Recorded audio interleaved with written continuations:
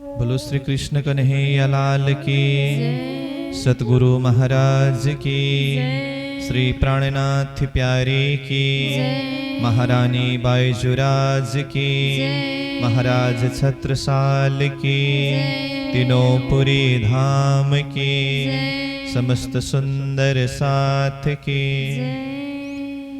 प्रथम लागो दो चरण को,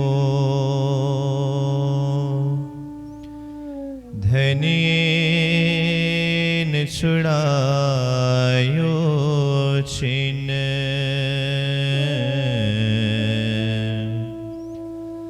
लायक तले लालेड़िया,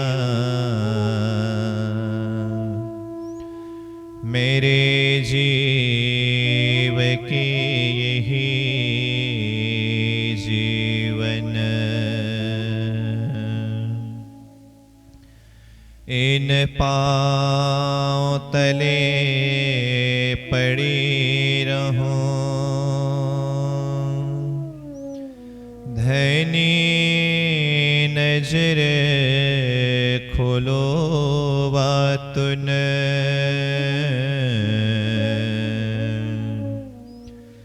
पलन वालों निरखो नेत्रे,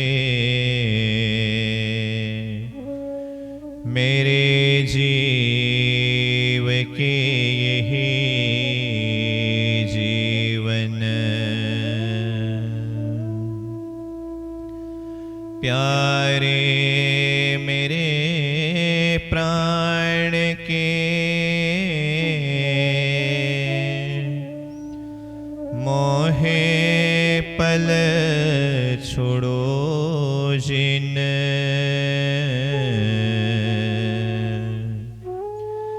मैं पाए मेहर महबूब की, मेरे जीव की यही जीवन, मेरे जीव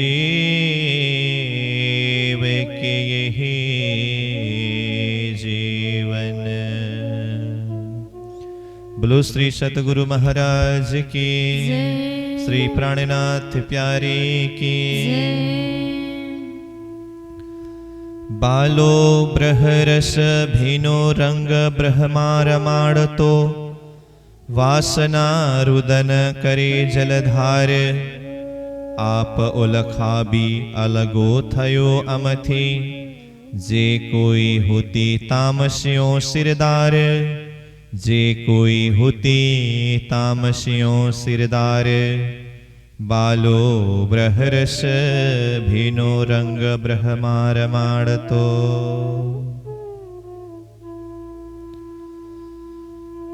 उपस्थित सद्धर्म प्राण धर्म शिरोमणि सज्जनवीर सुंदर साहजी,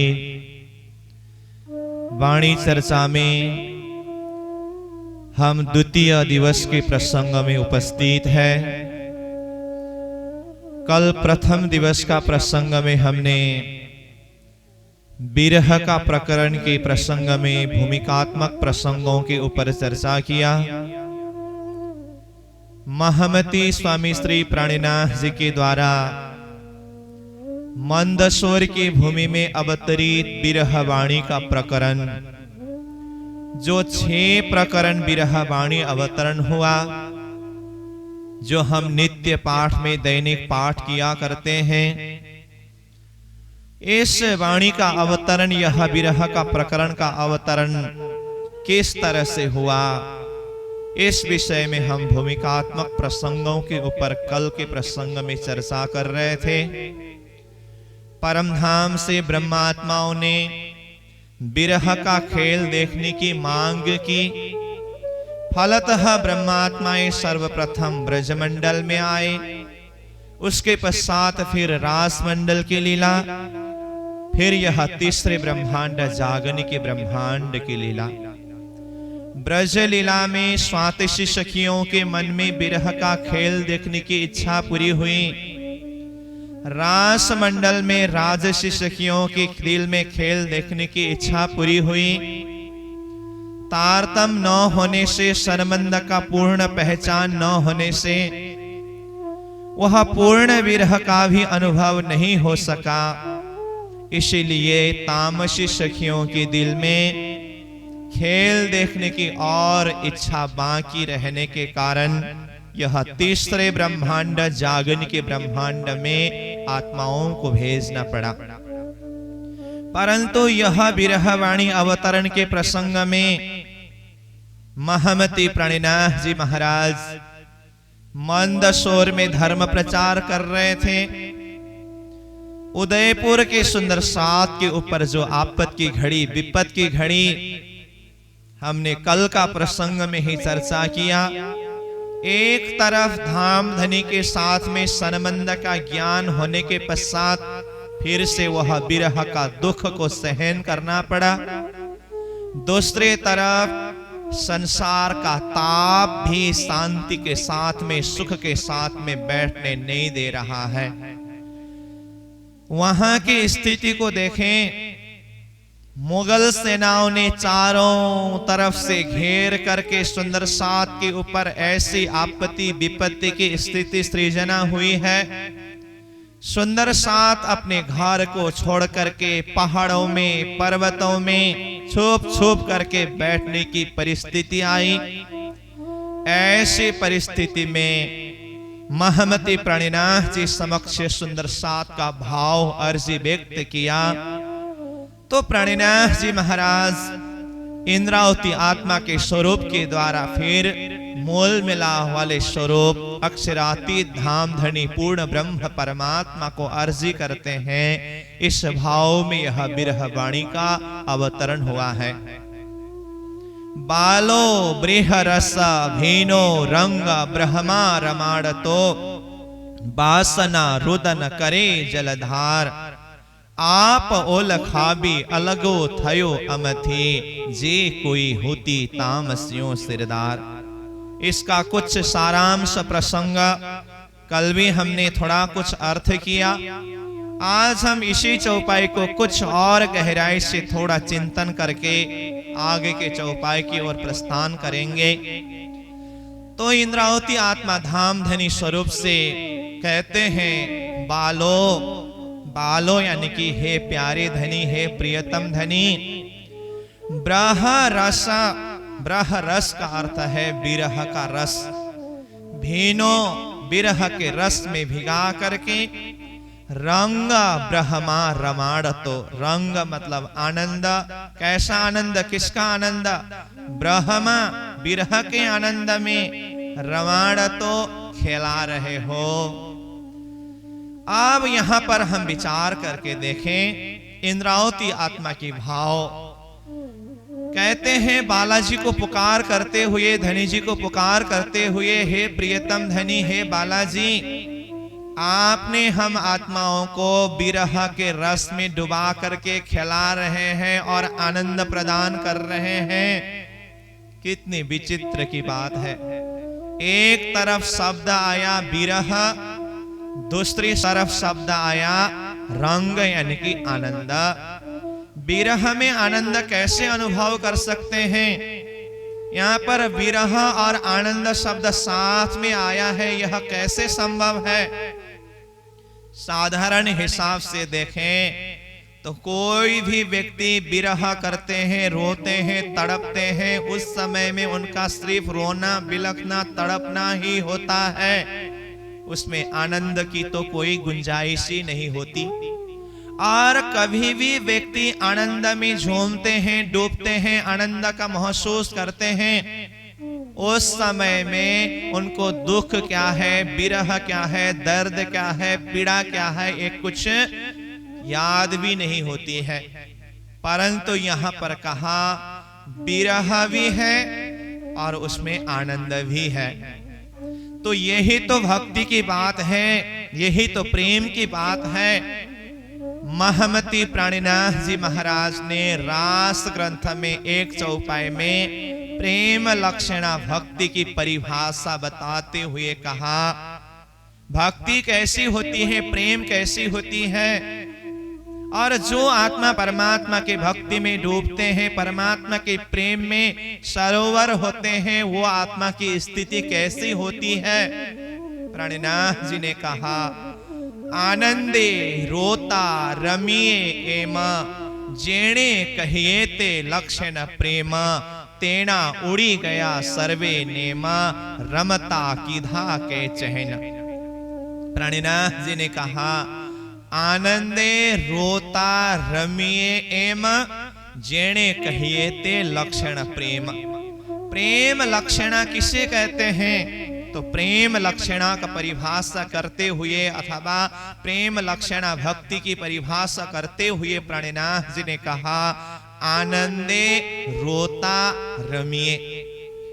आनंद भी अनुभव करनी है और रोना भी है, फिर रमना भी है। कितनी विचित्र की बात है। जैसे कि हमने पहले ही कहा ना, कोई भी जब आनंद में डूबते हैं ना, उस समय कोई नहीं रोते हैं। अब तक आप लोगों ने किसी को आनंद में उछलते हुए, झूमते हुए समय में रोते हुए देखा है क्या? और जो रो रहे हैं, रोने वाले जो व्यक्ति हैं, नाच रहे, ऐसे देखे हैं क्या? ऐसा तो संसार में कदापि नहीं होता है। परंतु भक्ति मार्ग में यह संभव है। प्राणनाथ जी महाराज ने प्रेम लक्षणा भक्ति की स्थिति को बताते हुए कहा, आनंद में रोना भी है और रमना भी है। तो ये कैसे संभव है? तो प्राणनाथ जी ने रास ग्रंथ में जिस तरह से ये स्थिति की बातें बताई, इसी तरह यहाँ विरह प्रकरण में भी प्राणनाथ जी कहते हैं, विरह के रस में डूबे हुए हैं और रंग यानी कि उसी में आनंदित है। यह कैसे संभव है? यह विरह में भी आनंद अथवा आनंद में भी विरह, और आनंद लेते हुए और विरह करना और विरह करते हुए भी रमना, यह कैसे संभव है? रास वाणी के विषय में हम चर्चा कर रहे थे, तो उस प्रसंग से जरा सा हम चर्चा करें, चिंतन करें।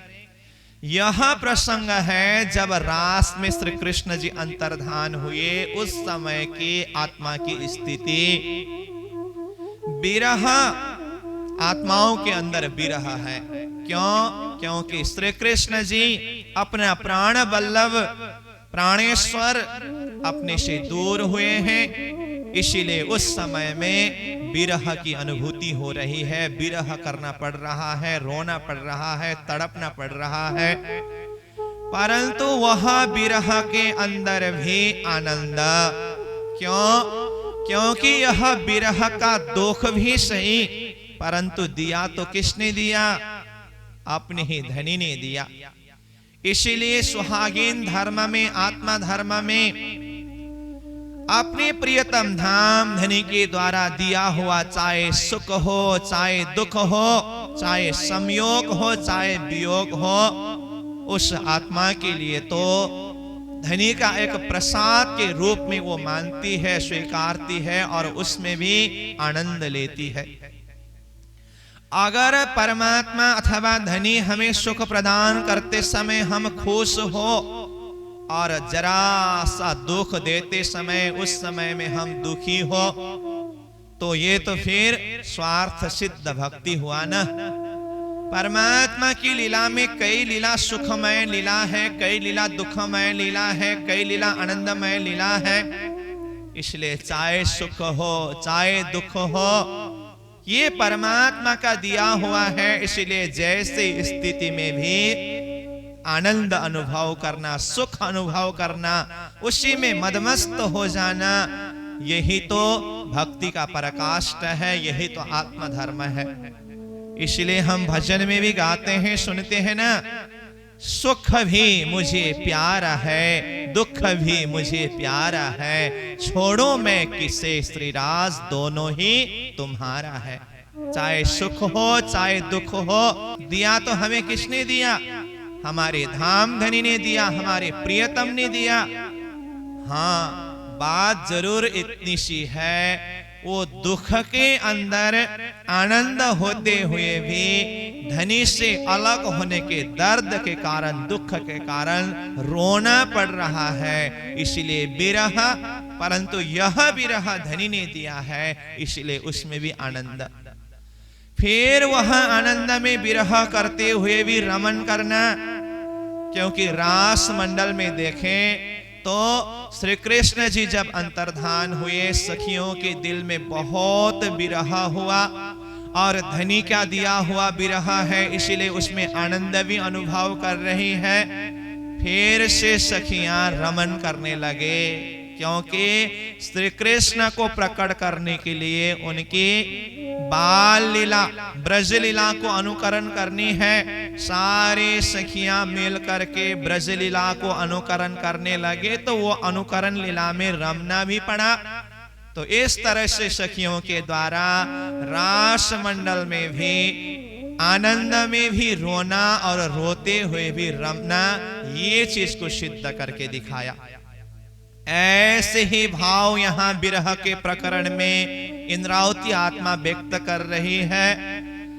ब्रह रस, विरह के रस में डूबे हुए हैं आत्मा, और रंग यानी कि उस आनंद में खेल रहे हैं, अथवा उसमें भी आनंद अनुभव कर रही है। ये कैसे संभव है? धनी के साथ में संबंध का पहचान हुआ और आत्मा जागृत हुई, और धनी से अलग होने का दुख है, दर्द है, इसलिए विरह करना पड़ रहा है। और दूसरी तरफ रंग यानी कि आनंद कैसे? ये विरह का दर्द भी आत्मा को दिया तो किसने दिया? राज्य महाराज ने ही दिया। और राज्य महाराज ने हम आत्माओं को यह विरह का दुख क्यों दिया? क्योंकि इस विरह के दुख के पीछे परम धाम की अथाह सुख, अथाह आनंद समझाने के लिए, उसकी कीमत को समझाने के लिए धाम धनी ने हमें यह विरह का दुख दिया है। इसलिए धनी का दिया हुआ प्रसाद समझ करके, उपहार समझ करके इस विरह के दुख में भी आनंदित होने की भाव यहाँ पर इंद्रावती आत्मा व्यक्त कर रही है। इसलिए कहा, हे प्रियतम धनी बालाजी, ब्रह रस, विरह के रस में डुबा करके आनंद में खिला रहे हो। और उस विरह में वासना रुदन करे जलधार, आपकी ब्रह्म वासना इस संसार सागर के बीच में आपकी विरह का दर्द अनुभव करते हुए आंख से अश्रुधारा बहाते हुए रो रही है। रोने का कारण क्या है? विरह करने का कारण क्या है? तो कहते हैं, आप ओल खावी अलगो थयो अमथी। आप ओल खावी, आपने पहचान दिला करके, पहचान करा करके, तो किसका पहचान किसने किस तरह से कराया? आप शब्द का अर्थ दोनों तरफ से होता है। तो ये आप ओलखावी का भाव हम समझने की कोशिश करें तो एक तरफ तो आप शब्द का अर्थ हे धामधनी, हे श्रीराज जी महाराज, आपने आप स्वयं का ओलखावी यानी कि पहचान कराया।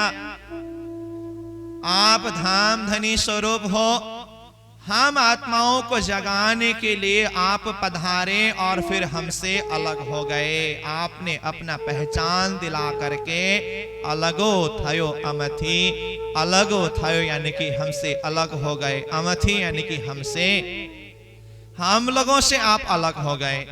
तो आप ओलखावी का भाव एक तरफ हे धामधनी आपने अपना पहचान दिलाया, ये भी होता है। इसी शब्द को दूसरी तरफ से देखा जाए तो हे धामधनी, हे श्रीराज जी महाराज, आप ओलखावी, आप यानी कि आपने हमें आत्मा स्वरूप ने स्वयं हमारा परिचय कराया। जब तक आपने हमें तारतम ज्ञान के माध्यम से जागृत नहीं किया तब तक हमने अपनी आत्मा को जान नहीं सका, पहचान नहीं सका। जन्म मरण के चक्र में पड़ रहे थे और संसार में ही भूल रहे थे। ऐसी स्थिति में आपने हमारी पहचान दिलाई कि हे मेरी रूहें, हे मेरी आत्माओं, तुम इस संसार के नश्वर जीव नहीं हो, तुम तो दिव्य परम धाम से इस जगत के खेल जग नाटक देखने के लिए आए हो। और तुम्हारा मूल घर मूल वतन परम धाम है। अपनी चित्त वृत्ति को परम धाम में साधो, निज सुख परम धाम की सुख को याद करो, क्योंकि धनी ने हमें किस तरह से आत्मा स्वरूप में पहचान कराकर उस दिव्य परम धाम का लक्ष्य प्रदान किया। धाम धनी स्वरूप हम आत्मा को कहते हैं, हो मेरी वासना तुम चलो अगम के पार, अगम पार अपार पार तहां है तेरो करार। तो देख निज दरबार अपनो सूरत यही संहार, हो मेरी वासना तुम चलो अगम के पार। आपने हमें इस तरह से संबोधन किया और इस तरह से जगाया, वासना रूप में पहचान कराया, अंगना स्वरूप में पहचान कराया, और हमारा लक्ष्य वो अगम से पार से भी पार, यानी कि वो दिव्य परम धाम ही हमारा घर है करके उस घर की शुद्धि आपने दिलाई।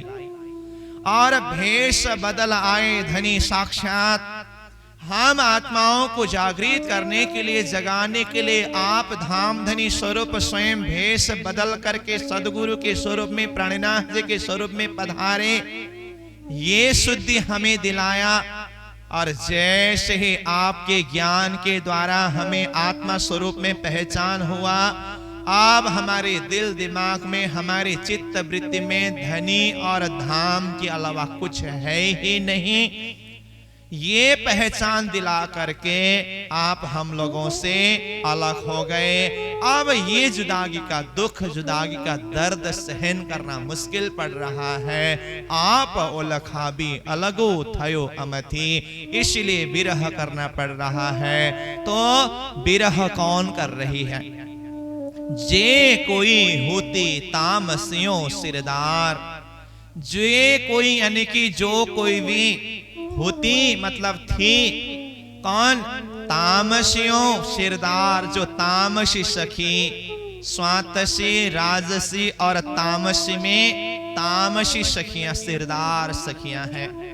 तो सिरदार सखी, अग्रगण्य सखी, तामसी सखियां भी अब ये संबंध का पूरी पहचान होने के पश्चात का जो विरह का दर्द है, इस दर्द को सहन नहीं कर पा रही है। इसीलिए रुदन करे जलधार, अश्रुधारा बहाते हुए रो रही है, बिलख रही है। बोलो श्री प्राणनाथ प्यारे की।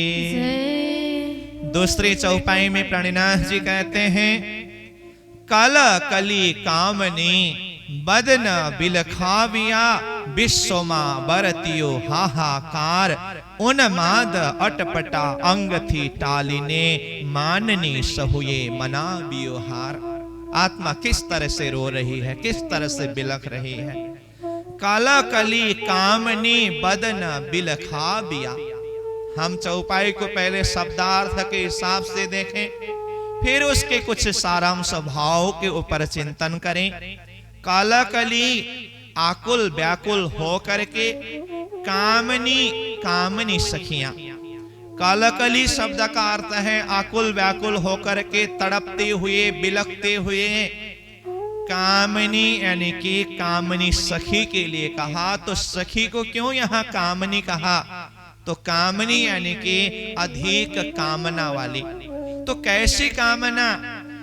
इन सखियों के अंदर अधिक प्रेम होने के कारण धाम धनी श्रीराज जी महाराज से मिलने के लिए और धनी के साथ में वो आनंद अनुभव करने के लिए, आनंद विहार करने के लिए अधिक इच्छा वाली, अधिक कामना वाली सखियों को यहाँ कामनी करके सखी को संबोधन किया है। तो ऐसी कामनी सखी जिसके हृदय में अत्यधिक प्रेम है, जो धाम धनी से मिलने के लिए अत्यधिक प्यासे हैं और अत्यधिक कामना रखती है, चाहना रखती है, तो ऐसी कामनी सखियां काला कली आकुल व्याकुल हो करके रो रही है, तड़प रही है। कैसे?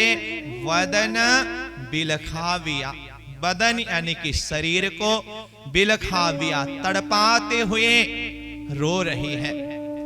विश्व मां बरतियो हाहाकार, ऐसे परम धाम की कामनी सखी, दिव्य आत्माएं, सिरदार सखी, तामसी सखियां भी जब इस तरह से विरह करने लगी, रोने लगी, तड़पने लगी, तो विश्व मां बरतियो हाहाकार, यानी कि विश्व के बीच में, सारा विश्व ब्रह्मांड में ही बरतियो यानी कि फैल गया, हाहाकार फैल गया।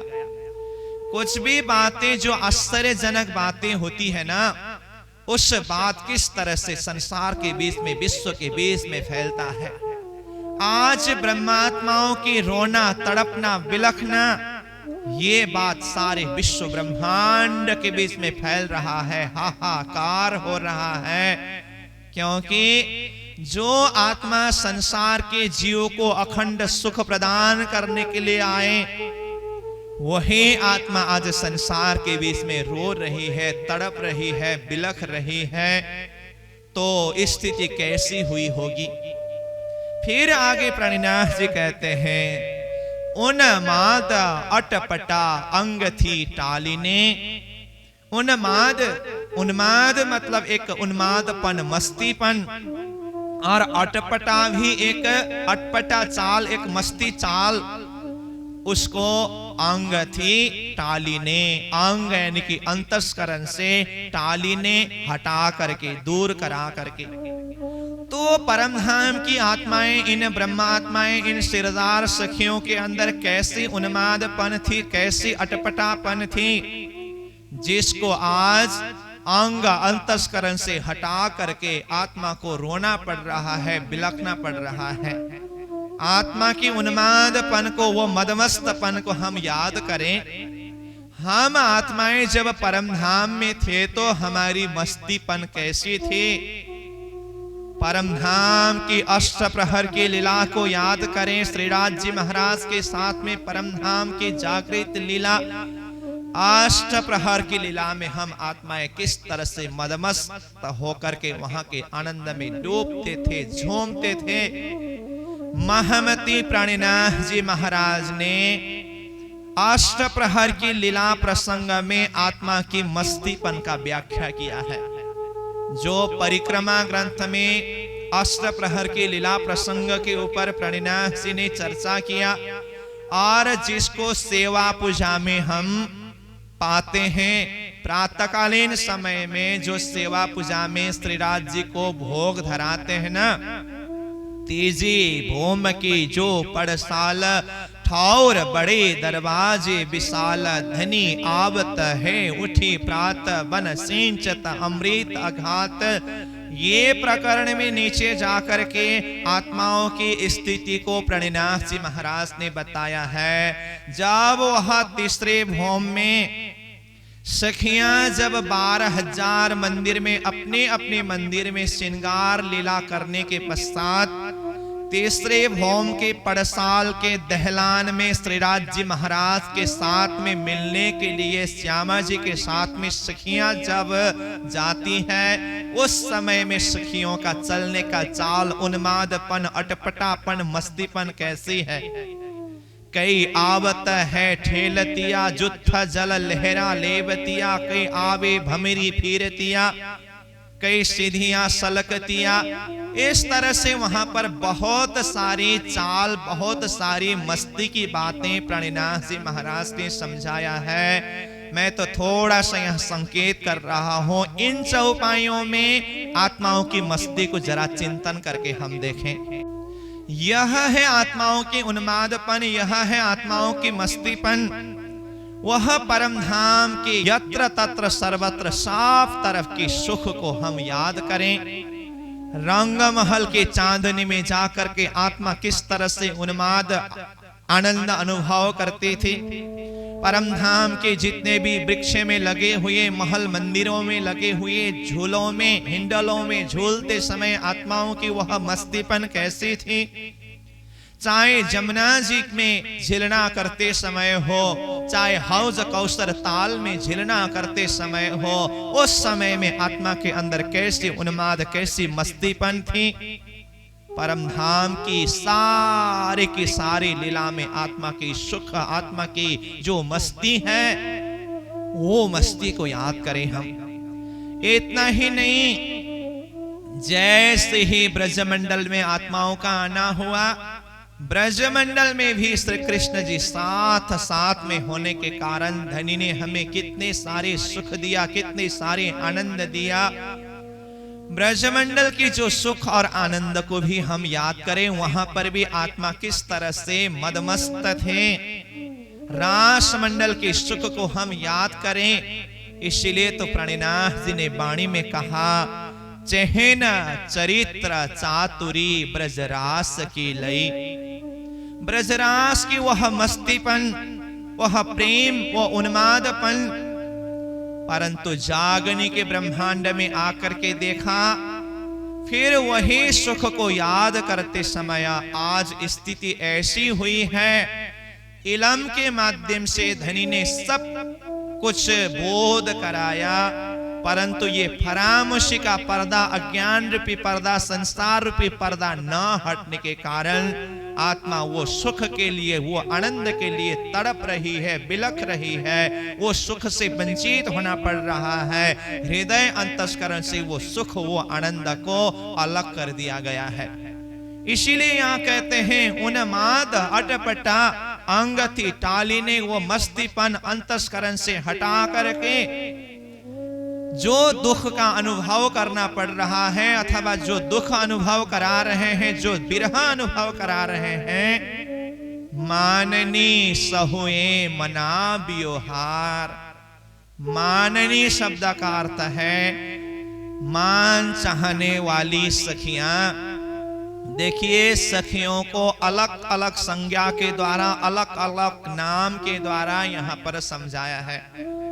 वासना शब्द के द्वारा कहा, और तामसी सिरदार करके भी आत्मा को ही समझाया। कामनी शब्द के द्वारा ही आत्मा को ही समझाया। फिर यहाँ पर शब्द आया माननी। तो माननी मतलब क्या है? सखी को माननी कहा, तो क्यों सखी को माननी कहा? ये मान चाहने वाली सखी, धनी से भी मान चाहने वाली सखी। क्यों? क्योंकि इनके अंदर इतने अधिक प्रेम है, अधिक इश्क है, इसलिए धनी भी इनको मान सम्मान देती है। तो ऐसे माननी सखियां भी यह विरह की स्थिति में सहुए मना बियोहार, सबने हार स्वीकार किया। जो हार ब्रजमंडल में स्वीकार नहीं किया था, जो हार रास मंडल में स्वीकार नहीं किया था, जागने के ब्रह्मांड में आकर के इन माननी सखी, सिरदार सखी ने भी हार स्वीकार कर लिया। फिर आगे तीसरे नंबर चौपाई में कहते हैं, एक उदाहरण देकर के यहां पर प्रणिनाथ जी ने समझाया, अथवा धनी से अर्जी कर रहे हैं, हे धनी, पतिव्रता पल अंगा थाई नहीं अलगियो, न काई जारवंतियों बिन जार, पात्रियो पियु थकी अमे जे अभागनियो, रहियो अंगा दाग लगाओ नहार। आत्मा की स्थिति कैसी हुई? ये माया के कारण, फरेब के कारण, भूलन के कारण, संसार रूपी पर्दा के कारण आत्मा की स्थिति ऐसी हुई। पतिव्रता पाल अंगा थाए नहीं अलगियो।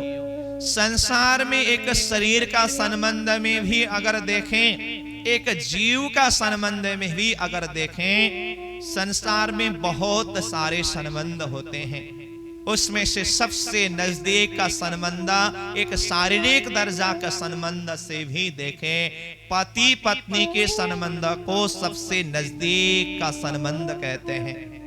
और पति पत्नी के संबंध में भी पतिव्रता धर्म करके जिस धर्म को कहते हैं, जो स्त्री अपने पति को ही सर्वस्व माने, अपने पति में ही पूर्ण रूप से केंद्रित हो, समर्पित हो, ऐसे पतिव्रता स्त्री, उनके लिए सब कुछ क्या है? अपना पति ही है। तो ऐसे पतिव्रता भक्ति करने वाली जो पतिव्रता स्त्री है, वो पतिव्रता स्त्री कभी भी अपने पति से अलग हो करके नहीं रह सकती, नहीं जी सकती। इसीलिए हम रास के प्रसंग में भी श्रवण करते हैं ना, पतिव्रता स्त्री अपने पति को प्रणाम किए बिना और उनको भोग धरा करके प्रसाद ग्रहण किए बिना कुछ नहीं खाती, कुछ नहीं करती। परंतु जब पति विदेश जाने का समय आया तो पतिव्रता स्त्री के लिए अब मुसीबत की घड़ी आई। पति की सेवा किए बिना, उनको खिलाए पिलाए बिना पतिव्रता स्त्री कुछ नहीं करती, कुछ अन्न जल भी नहीं खाती। जब पति ही नहीं रहे, पति ही विदेश जा रहे हैं, तो उस समय में क्या किया जाए? तो पति ने अपना फोटो दे करके रखा और उस फोटो को पूजा करके, उसी को ही अपना पति का स्वरूप मान करके पूजा करने के भाव जो हम रासवाणी के प्रसंग में भी चर्चा करते हैं। तो कहने का अर्थ है पतिव्रता स्त्री की भक्ति की बातें। तो पतिव्रता स्त्री अपने पति से कदापि अलग नहीं होती है। और इतना ही नहीं, आगे प्राणीनाथ जी कहते हैं पतिव्रता पाला अंगा थाए नहीं अलगियो। थाए नहीं मतलब नहीं होते हैं, अलगियो अलग पल भर के लिए भी। ये तो पतिव्रता भक्ति की बात है, परंतु दूसरा संबंध है जो यहाँ प्राणीनाथ जी कहते हैं, ना कोई जारवंतियों बिना जार। ना तो जारवंती यानी कि जार स्त्री भी अपने जार पति के बिना रह सकती है। जो जारवंती स्त्री है ना, वह भी अपने जार पति के बिना, जार के बिना अलग होकर के नहीं रह सकती है। तो संसार में भी यह संबंध है। तो हम आत्मा के पति धाम धनी है, प्रियतम श्रीराज जी महाराज है। तो फिर हम आत्मा किस तरह से धनी से अलग होकर के, धनी से विमुख होकर के इस संसार में जी रहे हैं, संसार में उलझ रहे हैं। शरीर के संबंध में जो पतिव्रता भक्ति का ऐसा प्रसंग बताते हैं, तो आत्मा धर्म में आत्मा के पति परमात्मा से अलग होकर के आत्माओं का रहना, ये कैसी आत्मा धर्म है? फिर भी आश्चर्य की बात है, आत्मा धनी से अलग हो करके भी जिंदा है, अलग हो करके भी रही हुई है। इसलिए ये आत्मा की स्थिति कैसी हुई? पात्रियो पियु थकी अमेजे अभागनियो, रहियो अंग दाग लगाव नहार। धनी से अलग हो करके भी रहने के कारण आत्मा की स्थिति ऐसी हुई। पात्रियो पियु थकी अमेजे अभागनियो। पात्रियो यानी कि पत्रों पत्र के समान हुआ आत्मा की स्थिति। पात्रियो क्यों? पियु थकी, पियु परमात्मा धनी से अलग होकर के पत्र के समान हुई। और अमेजे अभागनियो, हम आत्माएं ऐसी अभागिनी हुई जो धनी से अलग होकर के, धनी से विमुख होकर के भी जिंदा है। रहियो अंग दाग लगाव नहार। अंग यानी कि अंग अंतस्करण में अथवा परात्मा के अंग में ही दाग लगावन हार, दाग लगाने वाली होकर के रह गए हम आत्माएं। हमसे ऐसे पतित कार्य, नीच कार्य हुआ। फिर आगे चौथी चौपाई में कहते हैं, सारे कर्म एवा करिया हता कामनी, धाम माहे धनी आगल आधार, हावे काड़ो मोहजल थकी बूढ़ती कर ग्रही, कहे महमती मारा भरतार। आत्मा स्वरूप धाम धनी श्री राज जी महाराज से अर्जी करते हुए, विनती करते हुए, आर्त पुकार करते हुए कहते हैं, हे धनी, सारे कर्म एवा करिया हता कामनी। सारे यानी कि क्या? कर्म, कर्म एवा ऐसी करिया हता किया था, कामनी हम कामनी सखियों ने, हम कामनी सखियों ने ऐसे क्या बुरा कर्म किया था? कहां? धाम माहे धनी आगल आधार। धाम धनी के सामने में, आधार धनी के सामने में, परम धाम के बीच में हमने ऐसी क्या बुरी कर्म, क्या अयोग्य कर्म किया था जिसका परिणाम हमें ऐसे संसार रूप परदेश में भेज करके ऐसे विरह में तड़पा रहे हो, उलझा रहे हो। तो आत्मा ये भाव भी चिंतन कर रहे हैं, हमारे से क्या कर्म बिगड़ गया, क्या ऐसे कार्य हुए परमधाम के बीच में धनी के सामने में, जिसका परिणाम आज हम इस तरह से संसार में आकर के धनी से विमुख होकर के, अलग होकर के विरह अनुभव करना पड़ रहा है। तो परमधाम में तो हम श्रीराज जी महाराज के प्रेम में मदमस्त थे, वहां पर हमने कुछ कर्म ही नहीं किया, क्योंकि परमधाम तो कर्म रहित स्थान है। फिर भी देखा जाए आज का दिन हम आत्माओं ने अक्षर ब्रह्म को देखा, यही जरा सा हमारा कर्म बिगड़ गया, उसी का परिणाम हमें संसार में आना पड़ा। और संसार में आकर के ये फरेब रूप संसार ने, भुलनमय संसार में हम आत्माओं को इस तरह से भुला दिया, जकड़ लिया कि धाम धनी के साथ अथवा परमधाम के सुख के द्वारा हमें विमुख कराया और संसार में उलझा रहे हैं, तड़पा रहे हैं।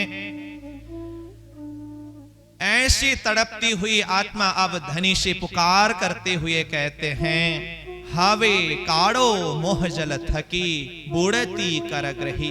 हवे यानी कि अब काड़ो निकालिए, कहां से? मोह जल थकी, ये संसार मोह सागर भव सागर से हम आत्माओं को काढ़िए, निकालिए। बुड़ती डूबती हुई सखियों को कारग्रही, हाथ पकड़ करके निकालिए।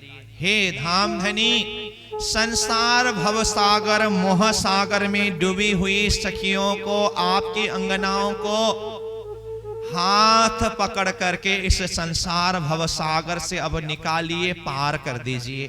कार का अर्थ है हाथ, तो वाणी में हाथ शब्द जब आता है तो इसका अर्थ है दिल और दिमाग रूपी हाथ। धाम धनी से अर्जी करते हुए कहते हैं, हे धाम धनी प्रियतम श्रीराज जी महाराज, हम संसार सागर में, मोह सागर में डूबे हुए हैं। हम आत्माओं की दिल और दिमाग रूपी हाथ को पकड़ करके इस संसार सागर से पार उतार दीजिए।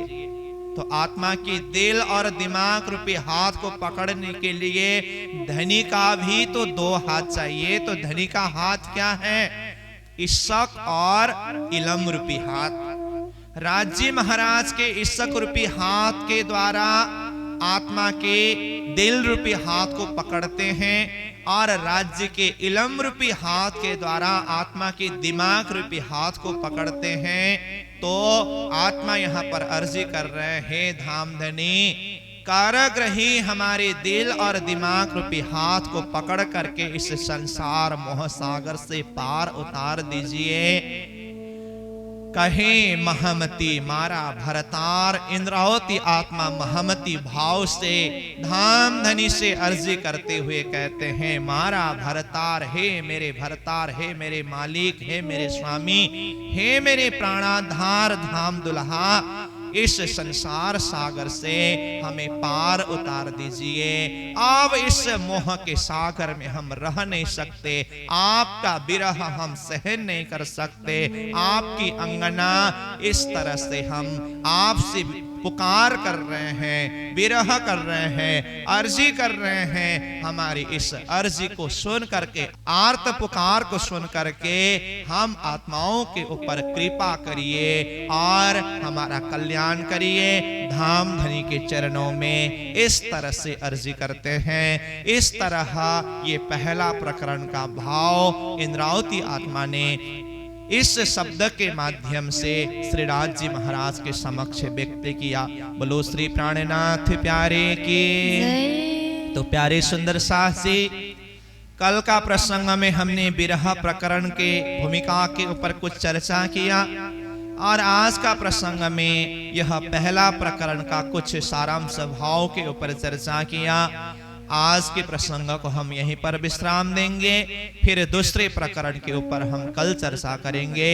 तो इन्हीं शब्दों के साथ चौपाई को दोहराते हुए आज की वाणी चर्चा के प्रसंगों को यहीं पर विश्राम देंगे। बोलो श्री प्राणनाथ प्यारे की स्यारे कर्मवा करिया हता कामनी, स्यारे कर्म एवा कर्या हता कामनी, धाम माहे धनी आगल आधार, धाम माहे धनी आगल आधार, हवे काड़ो मोहजल थकी बुड़ती कर ग्रही, हवे काड़ो मोहजल थकी बुड़ती कर ग्रही, कहे महमती मारा भरतार, कहे महमती मारा भरतार, कहे महमती